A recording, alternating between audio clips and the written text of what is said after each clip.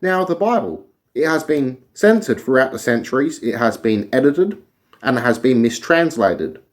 Now, in some cases, it was mistranslated on purpose due to the translator feeling uncomfortable by the text or wanting to hide what the actual word states in order for the reader to not know.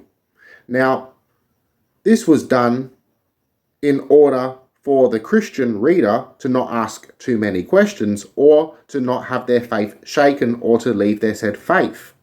Now, sometimes words were translated wrongly because of one tongue to another and also translated by a modern reader, and thus a word changing meaning as language does. So as time goes on, words can develop in meaning. Now, this being said, certain words can also have multiple different meanings, thus meaning the Bible itself has alternative translations. This is something the church especially does not want you to know. Now, the story of Jesus being crucified next to thieves, this is highly wrong, as the Romans did not crucify thieves. They crucified rebels, those who rebelled against Rome. They crucified pirates, those who would plunder Roman cities to steal citizens in order to put them on the slave market or to keep them as slaves. Now, they in turn would also crucify slaves who rebelled against authority, who rebelled against Rome, such as the army of Spartacus. Now, they also would crucify slaves who would run away, thus being seen as rebelling against Rome. Now, in regards to thieves, a thief would be punished whether or not they were a citizen, free man, or a slave. The punishment would depend on their social status. Now, if the thief was not killed by the mob, in turn, the thief, if he was a citizen or she was a citizen or a freed man or freed woman, in turn would be flogged and made to pay a fine worth 4 to 5 times the said amount of the said property or item they attempted to steal. A slave, however, would be flogged and possibly strangled to death or thrown off a cliff or even into the river or sea to drown. Now, crucifixion was reserved for the most harshest of crimes, which was rebelling against Rome, and thus was to send a message to those who would rebel against Rome. This is what happens when you mess with Rome. You'll be crucified. So this is what this capital punishment was reserved for. Now, in regards to thief, this word is kieftis in Greek. Now, you find the word leistus or leston being used. This does not mean thief. This word means rebel, pirate, being in regards to a human trafficker, or a plunderer. Now, this is also meaning a revolutionary fighter and guerrilla fighter. This can also mean a predator. So this word has been translated wrongly. Now, the story of Jesus being crucified next to 2 thieves is wrong, and in the Greek text in the Gospel of Luke, it does not mention thieves, rather criminal. So this text saying criminals has not their crime mentioned. So Romans did not crucify thieves, rather rebels and pirates, meaning that these Jewish men would have been those who rebelled against Rome. Now, there were many Jewish individuals that were crucified by Rome for rebelling against Rome, such as the Zealot Jews, which were known to be hostile towards Rome. Now, another word that was highly mistranslated is the word demon, which in Greek is daimonos or daemon, which does not mean demon. Rather, this word means God, lesser God, spirit, a guiding spirit, ancestor spirit, someone who is wise and gifted godlike attributes and strength. It can also be a great warrior that is protected by a said deity or God. This word can also mean a nature spirit or guardian spirit, an angelic being, a spirit of genius. Now, this term can be applied to lesser gods or spirits. So here we have the story of Jesus not casting out demons, but rather getting rid of other gods, lesser gods, with the power of a higher God. Now, this can also mean casting out spirits in the name of a higher God who has authority. Now, in regards to demon possession, this is daemon possession or daemon afflicted, meaning to be possessed by a said spirit or daemon, a god, or even punished by a said daemon, a god, or a said spirit. Now, daemons could also be trickster spirits, as there were good and bad daemons.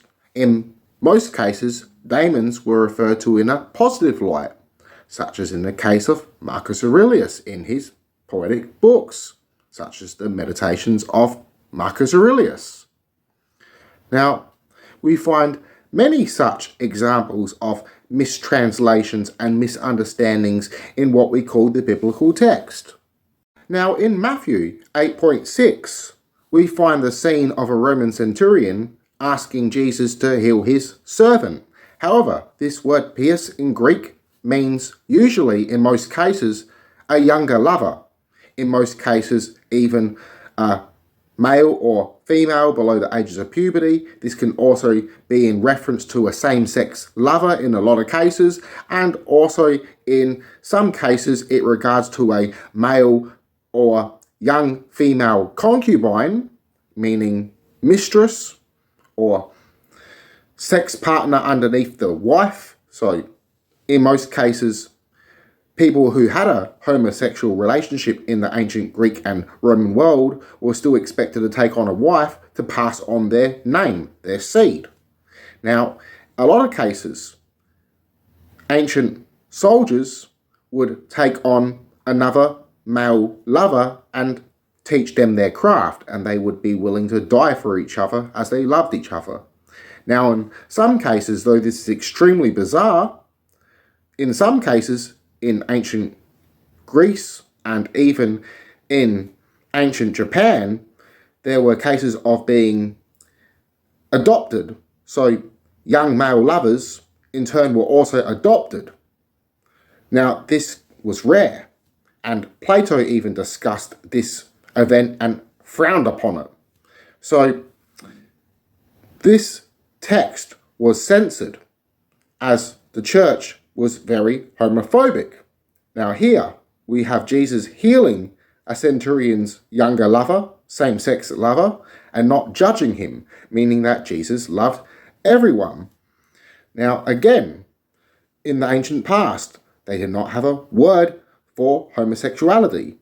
They applied anyone who practiced anal sex, whether it be male or female, in the same category.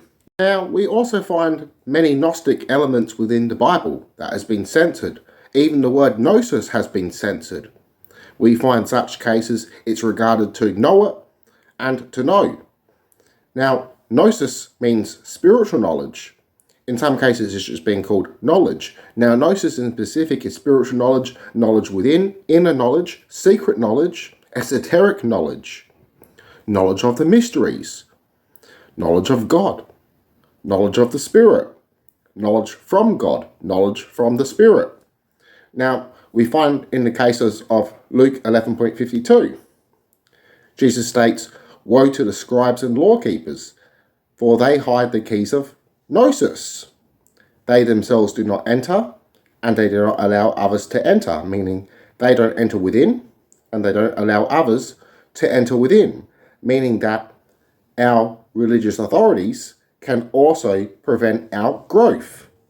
Now, let's go to another such biblical verse in the regards of gnosis and also the mentioning of heavens.